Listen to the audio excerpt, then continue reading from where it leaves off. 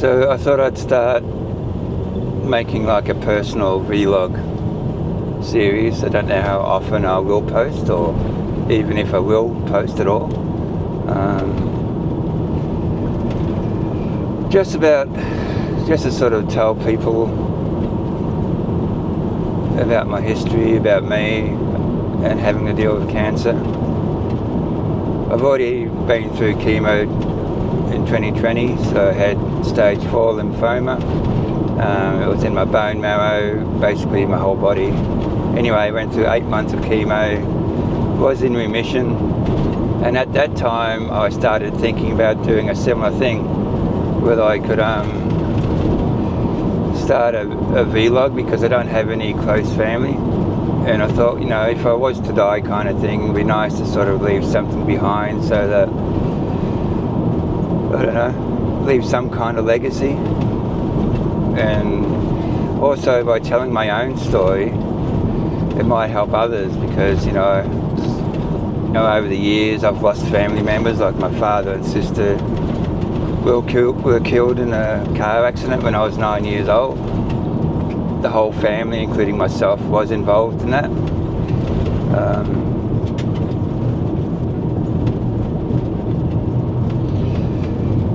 So we were all in the car accident.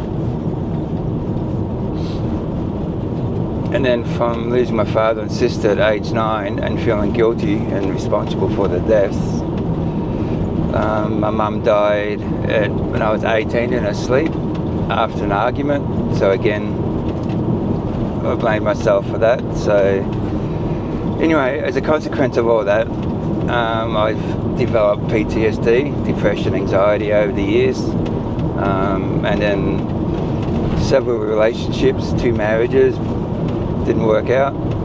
I've got 2 boys that are adults now, who I haven't seen for like 10 years or more. Their choice, and I'm happy for them, because they're moving on with their life. So I'm giving you a summarized, condensed version. Anyway, I thought that, when I got cancer the first time in 2020, I thought, well, maybe I'll tell my story, because maybe it'll help someone else.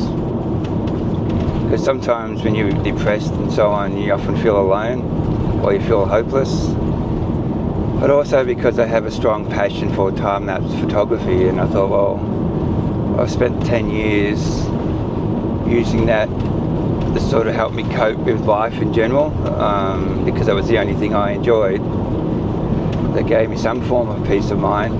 And I thought, well, maybe I could start teaching people what to do, or how to do time lapses, how to capture the Milky Way at night, that kind of thing. Anyway, that was the plan when I was going through the first lot of chemo. But I had also hoped that at that time that maybe, because I didn't know whether I was going to live or die when I first had lymphoma, and it's like, well, maybe this is the kick up the arse that I need to do all my personal projects, to make a difference somehow, however small. Tell my family story, because in my mind they're only alive in my memory. So my parents and my sister, I don't really talk to anyone about them.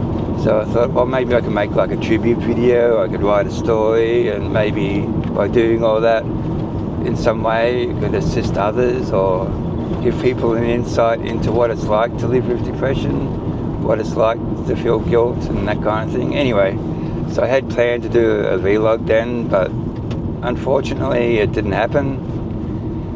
As with a lot of things I try to start, I never continue or finish them.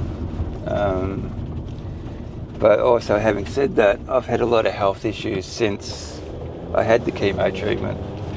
So the treatment damaged my heart, so I got a mild case of cardiomyopathy, so it's not beating efficiently, and I've had constant, well, I wouldn't say chemo brain, I had that definitely at the beginning, but it's now been 4 years and I've still got those symptoms. Like, I'm finding it very hard to focus, concentrate, which is one of the reasons I haven't actually uploaded a lot of photos like I used to do on social media. That I've been trying, but every single day I get fatigued, mentally fatigued, I get tired, I have to lay down, and only intend only intending to lay down for half an hour, which ends up being about 2 or 3 hours. So, and then it starts that vicious circle. I'm wasting time. You know, I've been given a second chance. I'm in remission. Most people have died from this kind of thing.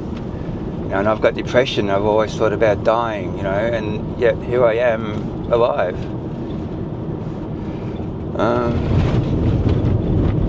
And it's like, well, for the last 4 years I've struggled a bit. Again, I guess I've gone into the usual depressive rut of just going with the flow, dealing with day to day. I haven't worked since then. But recently I had a CT scan, or CAT scan of my chest, yesterday actually. And well, the story goes is that the GP suggested that it's in Melbourne, so it's about a 4 hour drive from where I'm living at the moment. Suggested that, well, I'll go in person and make a booking. So I thought, well, it's at the same location. The Royal Melbourne Hospital is next to the medical clinic where I see my GP. So I walked in and they said, oh, we can do it today if you like. I said, oh, okay. Because, you know, for a 4 hour trip and the cost of fuel these days, especially diesel, it's like, well, if I can get it done today, it saves me having to make another trip. Anyway, I had it done that day, got back to my cousin's farm where I'm living in my motorhome, or staying in my motorhome. And I got a phone call within about 4 hours from my GP, and she's told me that they've found multiple lymph nodes that are swollen in my chest. So which doesn't necessarily mean that lymphomas come back, but when I was first diagnosed, I went into hospital with a sore back, and I did x-rays on my lower back and found lymph nodes enlarged there. I did x-rays on my chest at that time and found more enlarged lymph nodes, and then blah blah blah. Within a few weeks, yes, I've got aggressive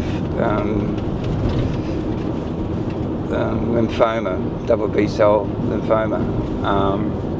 So they started treatment within a week. Anyway, this time I'd been seeing my GP because I've been getting slight pain in my left chest and my shoulder in particular. And because I also had a pacemaker implanted during my first lot of chemo in 2020, because, you know, my heart was stopping and I was fainting at the time, so I needed a pacemaker to prevent that, otherwise I wouldn't be able to drive. But anyway, I thought maybe it was a scar tissue from the pacemaker causing pain on the shoulder, pressing on a nerve. So she did the chest x-ray after I've had an ultrasound, blah blah blah. So anyway, like I said, she told me that my the radiologist said I've got a few enlarged lymph nodes, about 3 centimetres. So she's contacted Peter Mac, who are treating me for the cancer, and she's saying that it doesn't necessarily mean that lymphomas come back, but because of my history they have to investigate. So long story short, I'm on my way to get a few blood tests done. Part of it's just the usual 12 monthly screening, but she's added a few more, I guess, to see if I've got any other kind of organ damage. So I've been fasting since last night, so I'm a bit hungry. But anyway, on the way there, just when I started recording this vlog, I got a text message from Peter Mac, the Peter MacCallum Cancer Centre in Melbourne, and they've already booked me in for an appointment tomorrow. Because the GP did tell me on the phone that they'll start investigating as quickly as possible. They might even do another PET scan, and they can't really tell if it's lymphoma unless they do a biopsy. But anyway, so that's sort of culminated into me thinking, well, maybe this time I will make a vlog. I will tell my story, not just about what I'm going through now, and also to talk about my parents and my sister, who I've always wanted to sort of leave a tribute to them online, you know, that would last for years, that, you know, my family did exist and they were good people and they didn't deserve to die.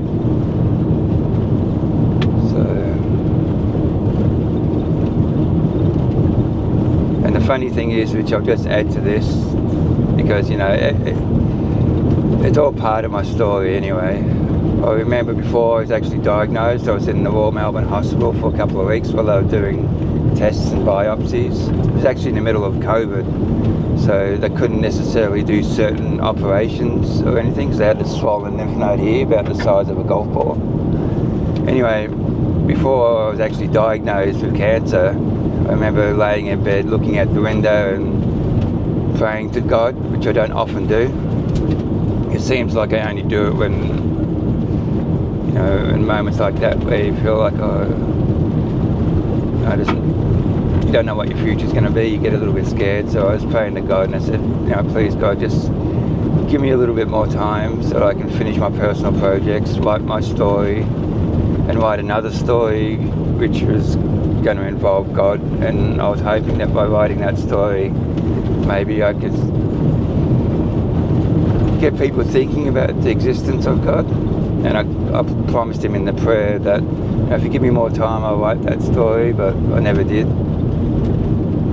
So again, because there's a possibility that the lymphomas come back, and usually I've heard that when cancers come back, they can be quite aggressive. So, and as it is, the first lot of treatment and the lymphoma has left me feeling a lot older than I am. So I'm already having mobility issues, not to mention all the cognitive focus issues and fatigue. So if I have to go through chemo again, I guess it's just going to get worse.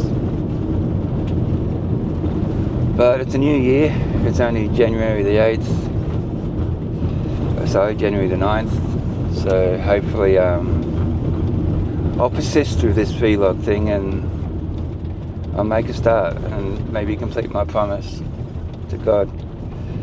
And just a bit of a disclaimer. Yes, I believe in God.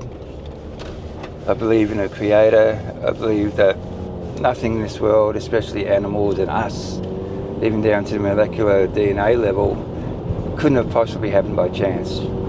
So there's design in everything. I think you have to admit that. But having said that, I don't necessarily believe in a religion. You know, whether it's Christianity, Catholics, whether it's Islam, I don't believe in a religion per se, because I often feel or felt that a lot of those religions have sort of been moulded or suited by man to suit their own agenda. So I believe in the core story of God and Jesus, or a creator, but I don't follow the religion. But anyway, I'm driving about an hour to the nearest town because I'm out here in Runnymede, so there's really nothing close by, but it's always a nice drive with the scenery. So I'm going to get some blood tests done, do some shopping, get some kitty litter for Joe, my cat, who I've only had for about 4 months. He was a rescue cat, and I got him originally to sort of give me some company. And also because I had a second chance, I wanted to give another, a cat, particularly a second chance from a shelter. And we've been getting along really well. So even though he's got some attitude, but yeah. So obviously I'll be talking about him if I continue with this vlog series. Like I said, I might not even post any of this, but I'm at least trying to break the mold, trying to do something a bit different from last year where I did nothing, or the last 4 years where I haven't done anything. So I really need to try to push myself no matter how much fatigue or how tired I get. Anyway, I'll let you know how the blood tests go and when I go to Peter Mac tomorrow and see what happens from there. And I guess that's one thing I'm grateful for, the Australian medical system. I know America, you have to pay for health insurance and sometimes your insurance doesn't cover certain things. But I should be grateful with the system that we have in Australia, where a lot of it's bulk billed or subsidised or paid for by the government. Anyway, I'll let you know how it goes.